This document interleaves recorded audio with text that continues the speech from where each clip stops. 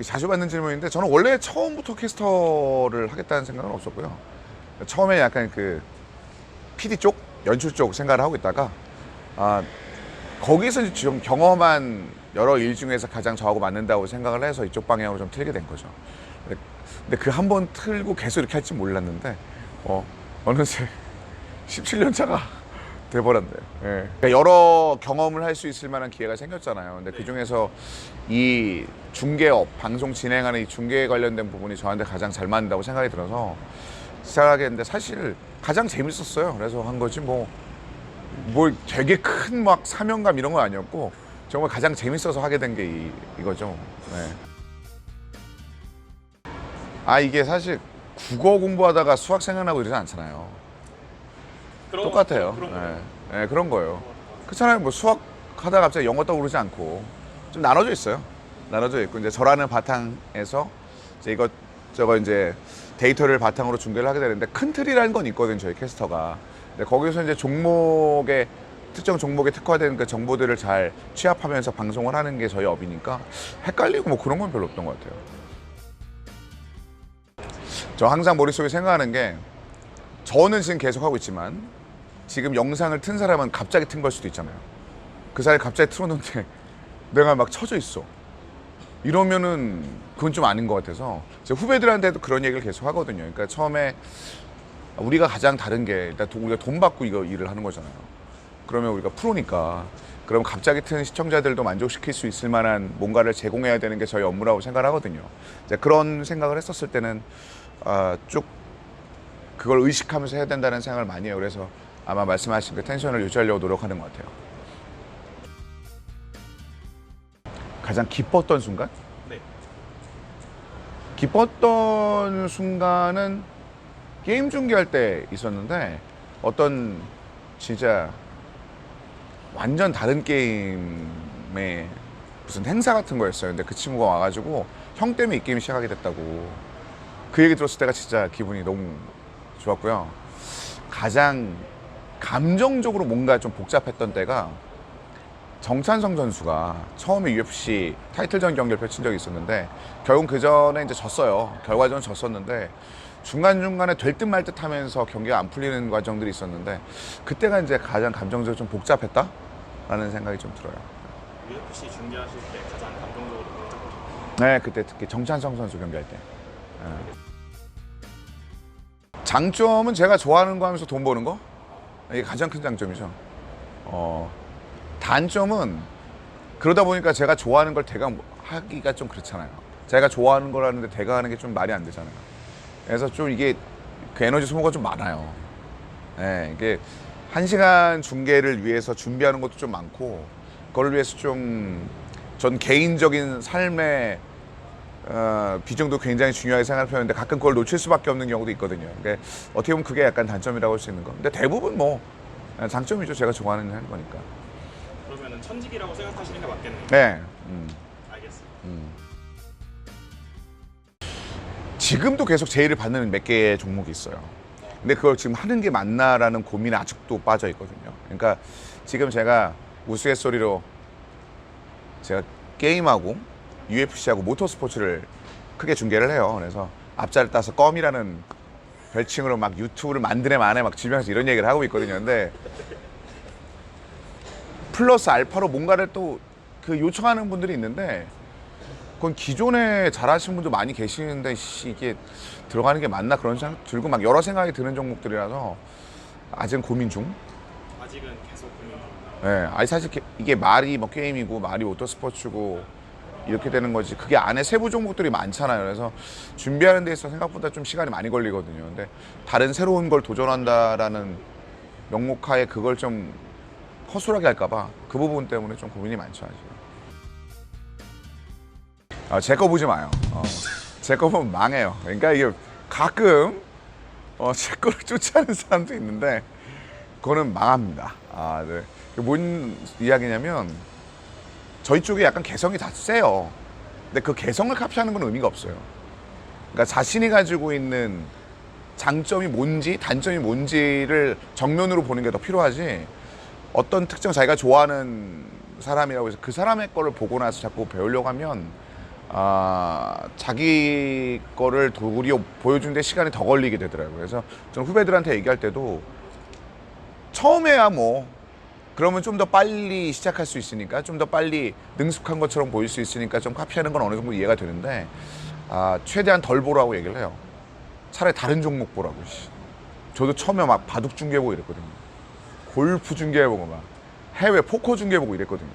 그러니까 차라리 다른 걸 보는 게 낫지 동일한 거나 유사한 종목의 걸 보면서 좀 쫓아하는 건 도움이 안 되는 것 같아요. 네. 결국에는 본인의 색이 제일 중요하다고 그쵸. 말씀해 주세요. 네. 장점 없는 사람 없거든요. 그걸 본인이 모르는 거지. 있죠. 지금 이번 UFC도 제가 한 5년인가 6년 쉬었다 들어온 거. 아니야. 그렇게 쉬진 않았나? 4년 쉬었구나. 4년 쉬었다 온 건데. 당연히 있죠. 그 흐름이나 그 전에 있었던 그 데이터를 글로 읽는 거하고 제가 그걸 직접 중계하는 거는 굉장히 차이가 있거든요. 그러니까 지금 LOL 같은 경우도 다시 돌아왔었을 때 진짜 어디서부터 어디까지 손을 대야 되는지가 굉장히 힘들더라고요. 단순히 게임을 아는 거 말고 네. 지금 중계 자체는 그 기존에 있었던 경기들을 이해하고 인지하고 그런 걸 바탕으로 또 전달해야 되는 거니까 그거 준비하는 데서 좀 많이 힘들었죠. 재밌으면서도 이제 막 뭔가 데이터가 쌓이니까 되게 재밌었는데 그러면서 좀 힘들었죠. 그거는 약간 오해가 있는 게 주변에 해설자들이 말을 잘해줘서 그런 거예요. 저는 제 의견을 전달한다기보다는 해설자들이 가지고 있는 그 데이터를 좀 더 효율적으로 전달하는 역할을 담당하는 거거든요. 그리고 제가 가지고 있는 그 취합한 정보에서 느낄 수 있을 만한 궁금증을 양쪽 해설자하고 공유를 하는 건데 그걸 바탕으로 해서 혹시 저에 대해서 그렇게 좋게 인상을 갖추셨다면 정말 감사한 일인데 뭐라 쳐야지 얼마나 됐다고 그게 무슨 프로세스가 있어 그냥 얘기하는 거지.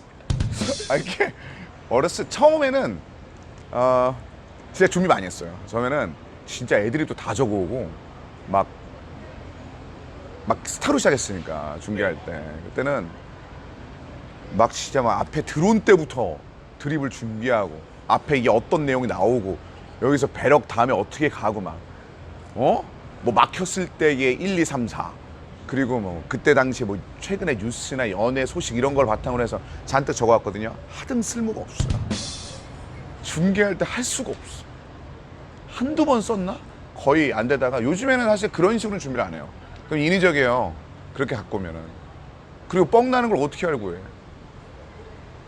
그러니까 평소에 좀 쌓아놓는 게 중요한 것 같아요. 계속해서 좀 보고 익숙해지고 최근에 이슈가 어떤 건지를 인지하고 있는 상황에서 어떤 상황이 생기면 자연스럽게 뭐 내용을 넘기는 거죠. 그러니까 그걸 따로 준비하고 그러진 않아요. 뭐 그게 무슨 프로세스가 있고 그러진 않아요. 저희가 YK, 그 아시안 게임 네. 나갔을 때 그거를 다 보고 왔거든요. 마이키일 때? 그때 반쯤 그 사명감이 있었죠. 이게 지상파를 통해서 세계 최초로 한국어로 국내 지상파를 통해서 방송되는 게임 방송이야. 그럼 뭔가 좀 보여줘야겠다는 생각을 갖고 왔는데 현지 사정 때문에 저희 얼굴만 잔뜩 나왔어. 근데 그게 시청률이 어느 정도는 나왔다는 건 누군가 봤다는 거 아니에요. 네. 그럼 그거에 부끄럽지 않기 위해서 최선을 다해서 한 건데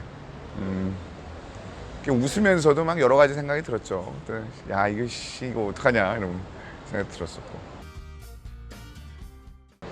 회자됐는지는 모르겠어요. 근데 어떤 내용인지는 알 것 같아요. 뭔지는 알 것 같아요. 뭔지는 알 것 같아요. 그런 거?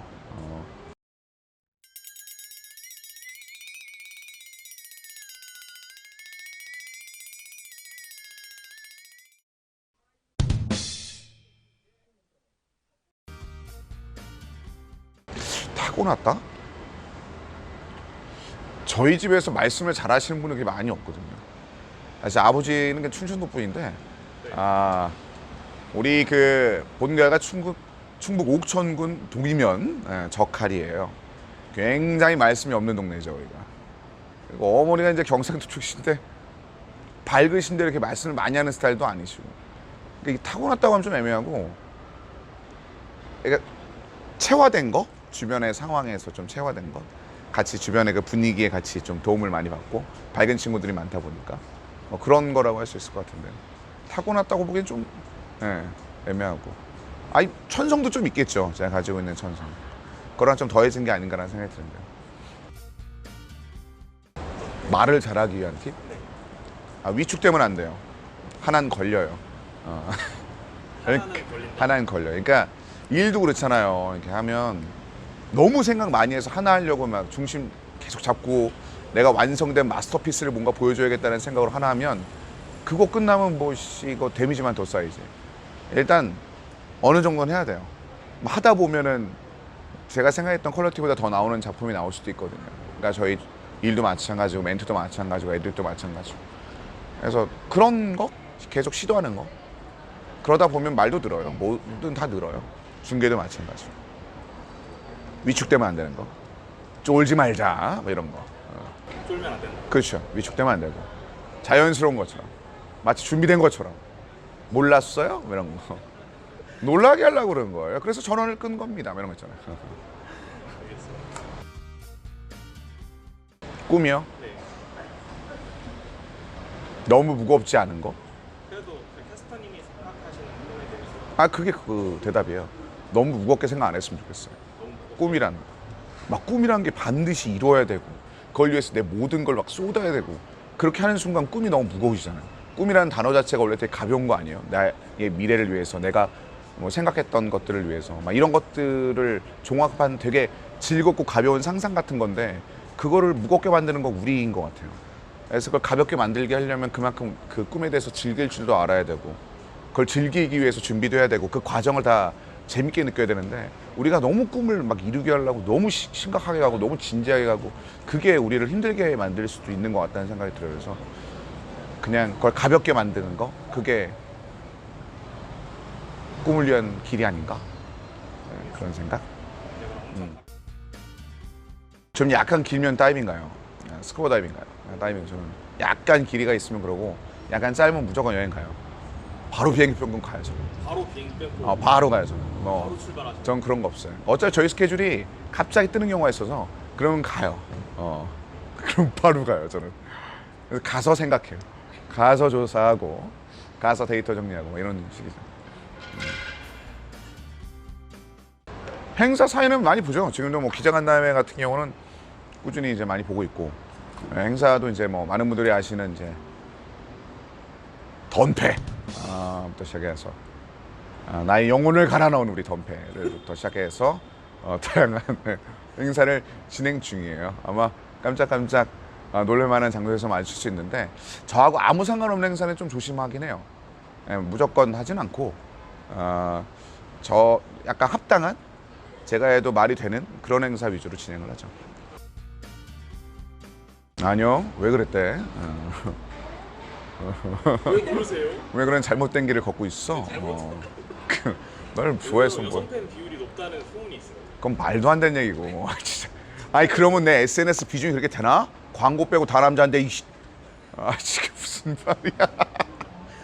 아니 뭐. 그때 그래요? 때도 되게 여성 팬분들이 많이 와서 사진 요청을 했던 게 기억이 나는데 뭔지요? 그거는 그때는 그냥 왔는데 그냥 찍어준 거죠. 그분들이 아유 내가 현실을 모를 것 같아? 이렇게 또 부정을 하시는 아니 나는 부정이 아니라 현실주의자예요. 난 확실히 아는 거지. 지금 오스트리아에서 성캐님을 외치고 계신 분이 한 분 계셔요 지금. 여성분이었어? 네. 이거 봐 여기 없잖아. 거짓말 아니야. 이거 뭐 환상을 막 이런 식으로 만들지 말라니까. 아니 진짜 알겠습니다. 답답하다. 이거를 진짜. 그대로 전해드릴게요 제가. 거짓말하지 말라. 알겠습니다. 본인 어떻게 생각하냐고? 열정이 있구나. 열정적이구나. 굉장히 그 열정 필요하다라고 나는 항상 생각을 하고 있고 나 그것도 좀 부러웠어요. 이게 제가 어느 순간부터 노래를 되게 좋아했는데 노래를 못 불러요. 왜냐면 노래도 점점 진짜 실력도 떨어지긴 떨어졌는데 못 가면 일을 못 하니까 방송을 못 하니까 이게 약간 조심스러워지더라고. 그래서 마음껏 목을 쓸 수 있는 그 순간이 되게 부러웠어요. 약간 그런 게 있었어. 나 예전에 어디 가면 나도 공연 보는 거 좋아해서 막 가면 막 소리 지르고 박수 이런 거 되게 좋아했거든요. 근데 어느 순간 이게 잘 안 되더라고. 위축되더라고. 뭔 질문이야? 참, 그게 뭔 얘기예요? 아유, 이런 얘기 할 수도 있죠. 가볍다고 했잖아요. 근데 그렇게 말씀해 주시면 너무 고맙죠. 이건 내 취향인데. 나의 그 텐션과 취향과 좀 맞는 부분들이 있으시면 감사하죠, 제 입장에서. 취향이다. 아, 취향이지, 취향. 어떻게 다 좋아합니까, 사람이. 당연히 싫어할 수도 있는 거고. 난 그런 분들이 싫어할 수 있다고 봐요. 어떻게 다 좋아합니까? 아버지랑 목소리가 똑같아요, 전 기본적으로. 예. 말씀이 없으신 아버지랑. 아, 똑같아요. 목소리가. 아버지랑 똑같아요. 똑같고, 관리는 그런 건 많이 먹어요. 뭐 도라지, 배즙. 뭐 이런 쪽은 이제 많이 먹고. 근데 그걸로 계속 관리한다고 하면 약간 거짓말이고, 억텐을 안 하면 돼요. 무슨 말이냐면, 사람이 자연스럽게 사람이 말을 하게 돼 있어요. 제가 무슨 복식 호흡을 막 굉장히 한다거나 그런 스타일 아니에요.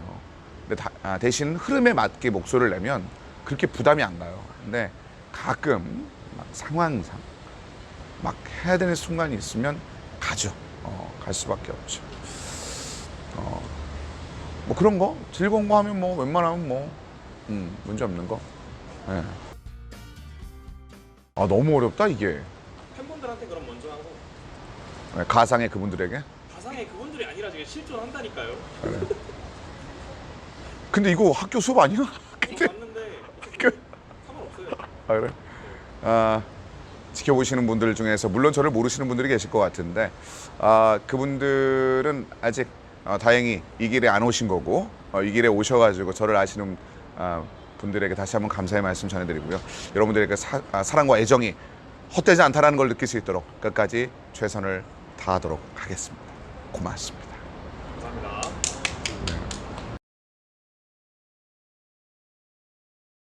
여행지 네. 여기 진짜 떡상할 것 같아요. 떡상 정도?